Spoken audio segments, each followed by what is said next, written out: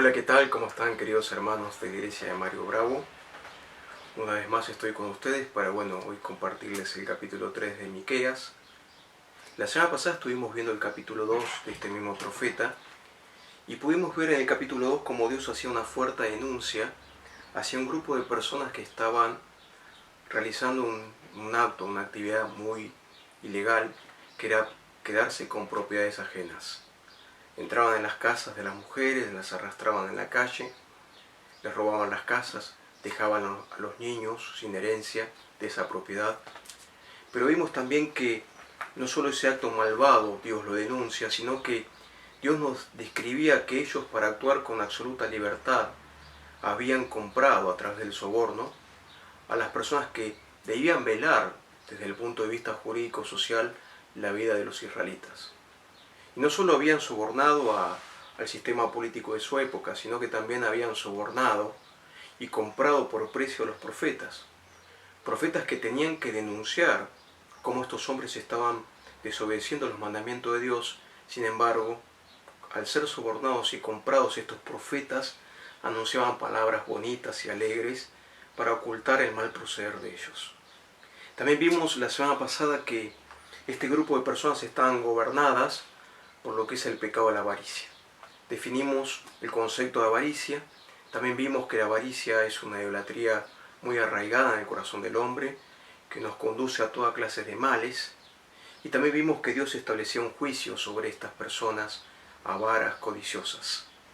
Ahora, en el capítulo 3 de Miqueas, vamos a poder observar que Dios, a través del profeta, continúa con una denuncia hacia personas, pero en este caso Dios no fija su denuncia sobre las personas que vimos en el capítulo 2. En el capítulo 2 vimos que ellos, este grupo de personas avaras, eran los autores de quedarse con propiedades, de robar propiedades y casas. Pero en el capítulo 3 vamos a ver a otro grupo de personas. A un grupo de personas que representa el sistema político y jurídico de la época y al grupo de personas que representa el sistema espiritual. Ambos sistemas, como vimos en el capítulo 2, habían sido comprados por precio por este grupo de personas avaras. Y Dios va a hacer una denuncia justamente hacia estos dos grupos de personas que debían velar en cierta manera por los derechos de las personas. Ahora, en el capítulo 3 vamos a ver al primer grupo de personas que Dios denuncia. Capítulo 3 del versículo 1 al versículo 4. Y dice lo siguiente. Dice, capítulo 3 de Miqueas. Dije, oíd ahora, príncipes de Jacob y jefes de la casa de Israel. ¿No concierne a vosotros saber lo que es justo? Vosotros que aborrecéis lo bueno y amáis lo malo, que les quitáis su piel y su carne de sobre los huesos, que coméis asimismo la carne de mi pueblo, y les desolláis su piel de sobre ellos, y les quebrantáis los huesos, y los rompéis como para el caldero, y como carnes en olla. Versículo 4. Entonces clamaréis a Jehová, y no os responderá, antes esconderá de vosotros su rostro en aquel tiempo, por cuanto hicisteis malvadas obras. ¿Saben? En estos 4 versículos vemos que Dios realiza su denuncia a través del profeta Miqueas a los líderes indignos. Versículo 1 dice, oíd ahora, príncipes de Jacob y jefes de la casa de Israel. ¿No concierne a vosotros saber lo que es justo? Acá lo que Dios está haciendo es una fuerte denuncia a la función de aquellas personas que eran mentores de la justicia. Los príncipes y los jefes de la casa de Israel tenían la función de regular la vida social y la vida jurídica de los habitantes. Ahora, como estas personas representaban al grupo que había sido sobornado por los codiciosos y avaros que robaban propiedades, ellos, antes de defender a los damnificados, a los que eran víctimas, ellos hacían la vista gorda. Miraban para otro lado. Fíjense lo que dice el versículo 11 del capítulo 3. Dice, sus jefes juzgan por cohecho. ¿Saben? Lo que estaban haciendo ellos era levantar los controles jurídicos que debían regir la vida social de los israelitas. ellos miraban para otro lado, hacían la vista gorda cuando se enteraban y tomaban noticia de que estas personas estaban robando a otros y les estaban quitando las propiedades. Por consiguiente, estaban removiendo los controles que Dios había establecido para la vida jurídica y en cierta manera para que todas las personas respeten los derechos que les correspondían a cada uno.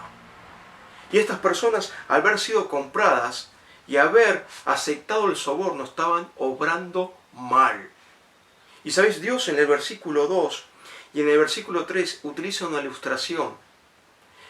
Dice: vosotros que aborrecéis lo bueno y amáis lo malo, que les quitáis su piel y su carne de sobre los huesos, que coméis asimismo la carne de mi pueblo, dice, y les desolláis su piel sobre ellos, y les quebrantáis los huesos, dice, y los rompéis para el caldero, y dice, como carnes en olla. Lo que acá el Señor está utilizando es una ilustración. Lo que está diciendo es: miren, yo los puse a ustedes como pastores de la justicia. Los puse como mentores para que regulen la vida social y protejan a las personas que sufran por el mal proceder de otro. Ahora, lo que veo que ustedes están haciendo no es la función de un pastor que vela y cuida el rebaño de sus ovejas, sino que ustedes mismos como pastores se vuelven contra sus propias ovejas, las matan, les quitan su piel y se las comen. Ustedes, que tenían que velar por el cuidado de mis ovejas, que tenían que proteger al rebaño del ataque de lobos rapaces, ustedes mismos se convirtieron en lobo de ellas y se están aprovechando de mi pueblo. ¿Saben? Esto es una fuerte denuncia que Dios hace hacia la clase política de la época de Miqueas.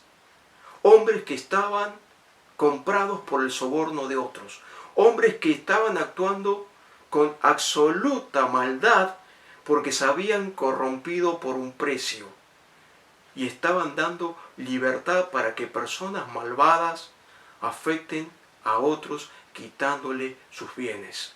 Dios dice: ustedes se han convertido en lobos del propio rebaño de mi pueblo. Ustedes les están quitando su piel. Ustedes son partícipes de cómo otros les están robando sus propiedades. Y saben, en el versículo 4 vemos el juicio que Dios establece sobre estos malos líderes de la nación de Israel. Versículo 4 dice: entonces clamaréis a Jehová, y no os responderá. Antes esconderá de vosotros su rostro en aquel tiempo, por cuanto hicisteis malvadas obras. ¿Sabes cuál es el castigo más duro que Dios establece para estos líderes políticos corruptos? No el hecho de que el pueblo iba a manifestar una revuelta, una guerra civil por el mal proceder de ellos. No porque Dios había pronosticado que un ejército enemigo los iba a invadir. ¿Sabes cuál es el castigo más duro para ellos? El silencio de Dios. Que cuando ellos tengan que enfrentar en un futuro el castigo de Dios, cuando el enemigo que los invada iba a estar a las puertas para destruir a Jerusalén y llevar cautivos a los israelitas, ¿sabes cuál es el castigo más fuerte para estos líderes? Es que iban a buscar a Dios, iban a pedir que Dios los ayude, y ¿sabes qué iban a obtener como respuesta? Un silencio absoluto de parte de Dios. ¿Sabes cuál es uno de los castigos más fuertes? Cuando Dios no responde tus oraciones, cuando te hallas en un momento de absoluta necesidad. Y ¿sabes? Dios iba a hacer lo mismo que ellos estaban haciendo con la gente pobre que estaba perdiendo sus propiedades. ¿Sabes? Santiago capítulo 2, versículo 13 dice lo siguiente: porque juicio sin misericordia se hará con aquel que no hiciere misericordia.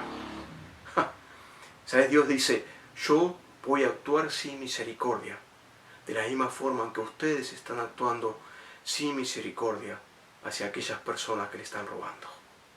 ¿Sabes? Proverbio capítulo 21, versículo 13 dice: el que cierra su oído al clamor del pobre, también él clamará y no será oído. ¿Sabes? Estas personas estaban cerrando su oído al mal proceder de estas personas que estaban robando propiedades y al llanto y al dolor de aquellas personas que eran víctimas. Y sabes, Dios dice, yo también cerraré mi oído como tú hiciste. ¿Saben, hermanos? La corrupción política que existía en la época de Miqueas también existe en la actualidad. Escuchamos un sinfín de casos, no solo en Argentina, a nivel mundial, de cómo funcionarios se enriquecieron en forma ilícita porque amaban la avaricia y la codicia. Y no ejercieron su función en forma correcta, brindando una buena función, ya sea en lo jurídico, en lo social, para el bienestar de un pueblo.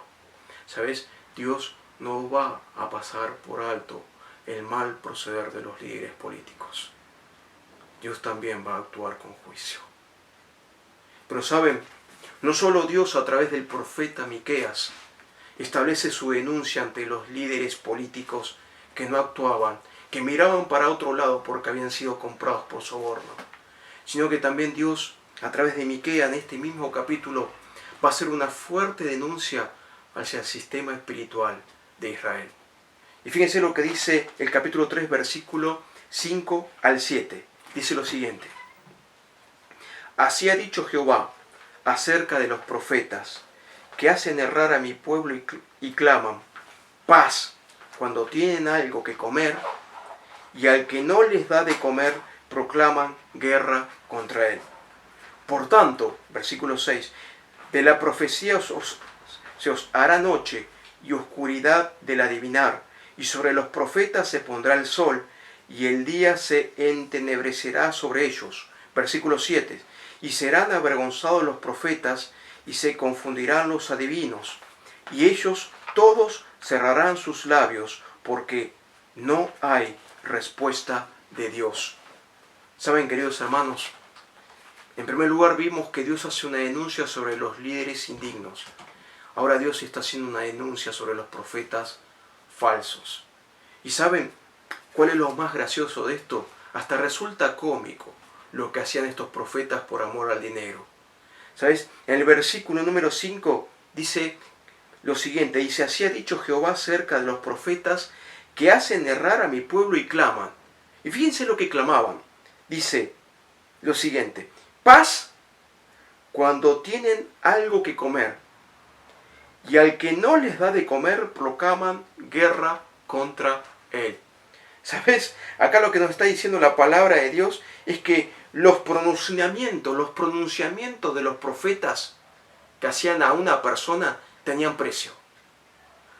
Es decir, que el contenido de un pronunciamiento de una profecía respondía al precio que esa persona le pagaba al profeta. Si una persona le pagaba bien a un profeta, en el sentido de que le daba de comer algo bueno, gratificante, el profeta, en base a esa buena paga, le pronunciaba palabras bondadosas, buenas, llenas de paz. Ahora, si otra persona le pagaba un menor precio o le daba de comer algo menos gratificante, ¿sabes? Esa persona, ese profeta, pronunciaba un discurso menos favorable para esa persona. Una cosa increíble. O sea, la profecía o el mensaje que ellos anunciaban tenía un precio. Si el precio era bueno, ellos acomodaban su mensaje para hablarle palabras bonitas y de bendición a esa persona. Ahora, si otra persona pagaba un precio menor, ellos acomodaban un mensaje que no era tan beneficioso para esa persona. Tremendo, tremendo. La verdad que es algo que nos sorprende y hasta nos supera, porque roza hasta lo bizarro, hermanos. Y sabes, el Señor también hace una fuerte denuncia hacia estos falsos profetas. No solo se estaba fallando en los líderes políticos que tenían que velar por el desenvolvimiento de las leyes y la vida social de los israelitas, sino que Dios hace una fuerte denuncia hacia la vida espiritual, hacia la vida religiosa, de profetas que por avaricia y amor al dinero acomodaban su mensaje en base al mejor postor. Una cosa increíble. Y saben, hermanos, hoy pasa. Hoy está pasando, como decíamos la semana anterior, a través de un montón de cultos falsos. De cultos que hacen pronunciamientos proféticos en base a las ofrendas y los diezmos de las personas. Una cosa increíble. Ahora, ¿sabes? Dios también lanza un juicio sobre esta clase de falsos profetas. Fíjense lo que dice el versículo 6. Dice, por tanto, de la profecía se os dará noche y oscuridad del adivinar. Y sobre los profetas se pondrá el sol, y el día se entenebrecerá sobre ellos. Y versículo 7, y serán avergonzados los profetas, y se confundirán los adivinos, y ellos todos cerrarán sus labios, porque no hay respuesta de Dios. ¿Sabes? Dios iba a cegar todo tipo de pronunciamiento por medio de estos profetas. No iba a haber más mensaje de Dios. Si venían tiempos difíciles, tiempos complicados, donde Israel iba a ser probado bajo el juicio de Dios, si la gente recurría a los profetas para que les muestren lo que Dios estaba haciendo, Dios iba a cerrar todo consejo. Tremendo. Pero ¿sabes? Lo que más me impresiona es el versículo 7, donde dice el Señor que ellos cerrarían sus labios. ¿Sabes? Esa palabra cerrar puede traducirse en hebreo como cubrir. Y ¿sabes? La idea acá que está dando Miqueas en el original hebreo habla de la idea de cubrirse el rostro con la barba. En la época de Miqueas, los profetas tenían una barba bastante tupida y larga. Por consiguiente, lo que Dios está ordenando a sus profetas es que se cubran sus labios con sus propias barbas. Es decir, que levanten su barba larga y se la coloquen sobre la cara. ¿En señal de qué? En señal de vergüenza. En señal de duelo. Y ¿sabes? Esta forma de cubrirse la cara es lo que Dios había enseñado en Levítico en lo concerniente a las personas que poseían lepra. Las personas que poseían lepra tenían que cubrirse el rostro en señal de vergüenza. Y ¿sabes? Estos profetas tenían que hacer lo mismo. Tenían que cubrir con su barba el rostro y su labio, en señal de vergüenza y en señal de rechazo de parte de Dios. Porque lo que Dios está enseñando acá a través de Miqueas y a través de esta ilustración es que los labios de estos falsos profetas eran labios leprosos ante los ojos de Dios. Y toda palabra que procedía de labios leprosos también eran palabras con contenido leproso, inmundo. Y así Dios veía a estos profetas como profetas de labios inmundos. Y ¿sabes? Hoy, hermanos, estamos en un tiempo de apostasía, donde muchos círculos que dicen que son evangélicos, falsos profetas, están haciendo pronunciamientos totalmente erróneos, falsos, que desvían a las personas de la verdad. Y ¿sabes? Dios va a lanzar un juicio sobre los falsos profetas y maestros. Va a decir, esos labios son leprosos. Son labios cuyas palabras son inmundas. Y ya llegará un día en donde Dios va a cerrar todo consejo cuando Él envíe su juicio. Y lo único que habrá será confusión y vergüenza de estos falsos profetas. Tremenda la palabra de Dios, hermanos. Tremenda como Dios vela, no solo por su pueblo y el bienestar de las personas, sino como Dios ejecuta su juicio sobre las autoridades que Él permite, y cuando éstas no cumplen su función de ser mentoras de la justicia social y de la parte espiritual. Dios, como dije la semana anterior, no puede ser burlado. Dios toma sus tiempos, pero Dios, cuando ejecuta su juicio, es un juicio en donde nadie puede mantenerse en pie. Y amén por eso, hermanos. Pero ¿saben? Quiero culminar con el versículo 8 de este capítulo. ¿Saben? En el versículo 8 vamos a ver la antítesis de todo lo que estoy hablando. Porque vamos a ver cómo Dios le permite al profeta demostrar en el versículo 8 las características piadosas que este profeta poseía en contraposición a los falsos profetas. Y fíjense lo que dice el versículo 8. Dice, mas yo estoy lleno de poder del Espíritu de Jehová, y de juicio y de fuerza. Dice, para denunciar a Jacob su rebelión y a Israel su pecado. ¿Saben, hermanos? Acá, a través de esta declaración, Miqueas nos muestra las cualidades de un líder piadoso. Y menciona que él está lleno del poder del Espíritu de Jehová. Y después dice, y de juicio y de fuerza. Y en base a esas tres características presentes en su vida, dice que él denuncia el mal proceder de los profetas falsos y de los líderes políticos que no estaban cumpliendo su función. Ahora, ¿saben? En esta declaración del profeta Miqueas me trae a la memoria otra declaración que hizo el apóstol Pablo a un fiel siervo llamado Timoteo. Fíjense lo que dice Segunda de Timoteo, capítulo 1, versículo 7. Segunda de Timoteo, capítulo 1, versículo 7. Dice así. Dice, porque no nos ha dado Dios espíritu de cobardía, sino de poder, de amor y de dominio propio. Sobre esta declaración que hace el apóstol Pablo a Timoteo, lo hace justamente porque estábamos en un contexto difícil para Timoteo. Estaba aumentando la persecución de los romanos hacia la iglesia cristiana. ¿Por qué? Porque en cierta manera Nerón, un perverso emperador, estaba incentivando al pueblo romano y a los soldados romanos a realizar una persecución a los cristianos, echándoles la culpa de un incendio que había sucedido, que en realidad provocó el propio Nerón. Ahora, no solamente estaba aumentando la persecución en base al emperador Nerón, sino que también estaba aumentando lo que era la presión de ciertos líderes falsos de Éfeso que estaban erosionando la legitimidad del liderazgo de Timoteo. Y no solo eso, sino que también estaban surgiendo falsos maestros que se estaban infiltrando en forma muy sagaz y astuta en la iglesia cristiana. Ahora fíjense que estas tres cosas estaban abrumando a la vida de Timoteo.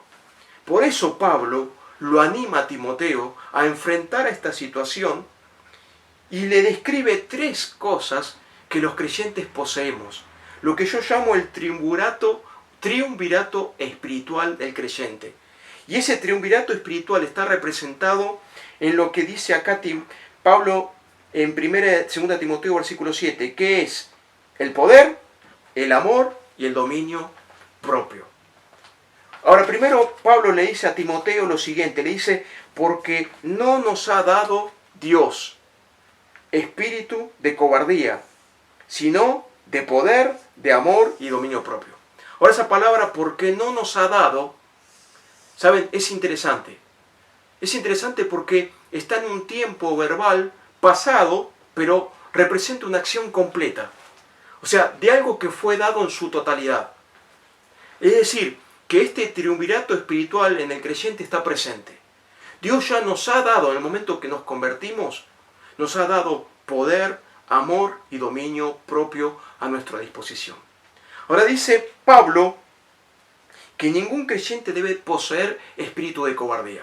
Ahora la palabra cobardía, que se traduce como temor, no es el mismo temor que aparece tanto en el Antiguo Testamento como en el Nuevo cuando se refiere a ese temor reverencial que debemos tener hacia la persona de Dios. No, está hablando de otro temor. ¿Sabes? Esta palabra cobardía puede traducirse como aquel temor tímido, aquel temor que genera cobardía en una persona cuando la persona posee un carácter débil y que se avergüenza de una determinada situación o persona. Lo que está diciendo acá es que esa cobardía no procede de Dios. No está en el corazón de Dios que nos avergoncemos de Él, sino lo contrario. Dios quiere que demos testimonio de Él con valor y de nuevo. Y por eso la palabra de Dios nos dice que Dios no desea que el creyente sea cobarde. Sí desea que tengamos temor, pero el temor reverencial a su persona. Ahora, dice la palabra de Dios que nos ha dado poder. Ahora, la palabra poder significa dinamita, puede traducirse como dinamita y representa una gran fuerza, representa un poder dinámico. Pero, ¿sabes? También está la idea de que esa fuerza o esa energía que tenemos es una energía efectiva Es una energía que nos capacita, nos potencia en nuestra capacidad y también da la idea de una energía que no se puede desperdiciar. Ahora, ¿saben, hermanos? Lo que acá está diciendo Pablo es que el poder que Dios nos ha dado es un poder que está presente cuando recibimos a Cristo como Salvador. Muchas veces cometemos el error de pedirle a Dios que nos dé poder, nos dé valor para actuar en una determinada circunstancia. Pero a veces eso es un error. ¿Sabes por qué? Porque el poder ya es un recurso presente en nuestras vidas. Ya está en nosotros. Lo que tenemos que pedirle a Dios es que nos haga consciente del poder que tenemos en Cristo.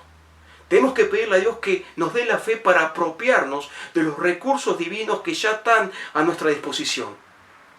Y ¿sabes? No solamente nos habla de poder, también nos habla de amor, del amor ágape, del amor voluntario de Dios, de ese amor que está dispuesto a sacrificarse a sí mismo por el bienestar de otros. ¿Sabes? El amor en el creyente es el amor de Dios, el amor fundamental que nos lleva a morir a nosotros mismos y buscar el beneficio de otras personas y el amor hacia Dios. ¿Sabes? El profeta Miqueas poseía el amor de Dios. ¿Por qué? Porque posiblemente, si bien el profeta era duro en sus declaraciones, detrás de esas declaraciones duras está el amor por su prójimo. El amor de un pueblo que estaba encaminándose hacia la destrucción, hacia el juicio de Dios, y en cierta manera el profeta en su pesar trataba de llamarlos a un arrepentimiento y a un quebrantamiento para que vuelvan de su mal proceder. ¿Saben, queridos hermanos? Nosotros debemos estar empañados en el amor de Dios. Aunque nuestras propias voces proclamen palabras duras, de exaltación, de juicio, sabemos que detrás de esa proclamación dura está nuestro interés, nuestra preocupación por el bienestar y por el destino del alma de cada ser humano. Queremos que las personas recapaciten de su mal proceder y se vuelvan a Dios. Pero no solo estaba el amor, sino también el dominio propio. ¿Sabes? La palabra dominio no solo representa una mente sana, sino que también da la idea de tener una mente que acomoda las ideas en forma ordenada y disciplinada. Es una persona que tiene la capacidad de establecer las prioridades en forma correcta. Y ¿sabes? El profeta tenía sus prioridades bien acomodadas. Tenía dominio de su mente. Era una persona que sabía que a pesar de tener éxito en su ministerio como profeta, ese éxito no alimentaba su orgullo. Y si tenía fracasos en su vida como profeta, ese fracaso no alimentaba en él un espíritu de amargura y frustración. ¿Sabes? Este tridente espiritual o este triunvirato espiritual es algo que todos los creyentes tenemos que tener en nuestra vida. ¿Sabes? Son facultades espirituales que Dios nos dio. Y no se logran con la experiencia o en el aula de alguna facultad de estudio. Es algo que Dios nos ha regalado en el momento que le recibimos. Por eso te animo a que cada día seas consciente en oración de que Dios nos dio estas herramientas para servirle en forma leal y en forma íntegra a nuestro Dios. Que Dios los bendiga, queridos hermanos de la Iglesia de Mario Bravo. Ha sido un privilegio poder compartirles la palabra en estas 2 semanas. Muchísimas gracias.